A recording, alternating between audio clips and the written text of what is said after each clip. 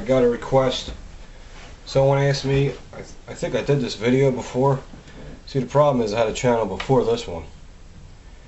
And there's videos I did on that channel, and I ain't sure if they're on this channel, and I'm all fucked up. So I guess if someone requested something, obviously I might not have it. Okay. First thing we're going to do is safety check all the guns. 454. Nothing in there. Okay. SIG P229. All clear.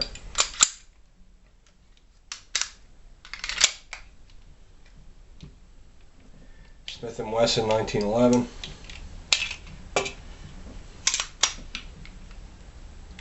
All clear.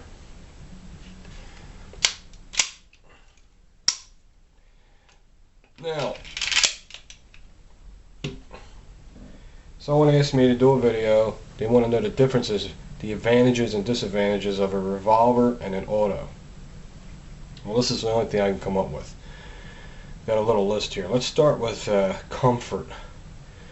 When it comes to comfort, I have to give it to the automatic because it's a modern day, revolvers are kind of old school, and no matter how modern they get, the ergonomics of it is still pretty much the same as when they first came out. But the newer automatics, the ergonomics and the angles, they're just way more comfortable for the human hand. Talking about this one, okay? This is a modern handgun here. This 1911 here, this has been around since 1911, and it's to me, I mean, in my opinion, it's the granddaddy of handguns. It's undefeated. It's undefeated. They've never made anything better yet. Okay. So as far as comfort goes, I'd say the automatic wins. Accuracy, well, the more comfortable a gun is for you, the more accurate you're going to be with it. Now, if you're a cowboy shooter, this is not for you. If you're a cowboy shooter and all you shoot's revolvers, chances are, if you start practicing with a modern day automatic or a 1911, you'll probably be more accurate with it. But everyone's different. But in most cases, people are more accurate with an automatic. What else? Ammunition capacity. Well, that's an easy one. This holds 6. You have revolvers that can hold from 5 to 6 to 7, and probably 8's the most I've seen, and that's a 22. Okay, so as far as magazine capacity goes, I'd say the automatic takes the upper hand, because automatics can go from 8 rounds up to 19 rounds, depending on the caliber, too. This is a 40. So I think this one holds like 13 rounds. This holds 8. Okay, they fluctuate, but always more than a revolver can ever hold. So it wins on the magazine. I mean, the ammunition capacity, definitely. Feeding and jamming, well, pretty much revolvers don't feed or jam, and if it does, it's a rare thing that would happen. The only time a revolver would jam is if the cylinder timing is out of whack. That means when you cock the hammer and the cylinder spins, okay, they have a gauge you can put down the barrel, and if the gauge slides down the barrel and into the cylinder loosely and freely, your cylinders are lined up nicely. So the only way that could happen, if this could jam or malfunction, is if the cylinder is too far to the right or too far to the left. That could really fuck shit up. But bottom line is, revolvers really, they just don't jam. So the revolver gets the upper hand in that category.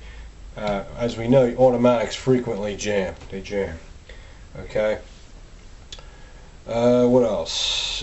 Cleaning. Cleaning is definitely way easier for a revolver than it is an automatic. An automatic has several parts.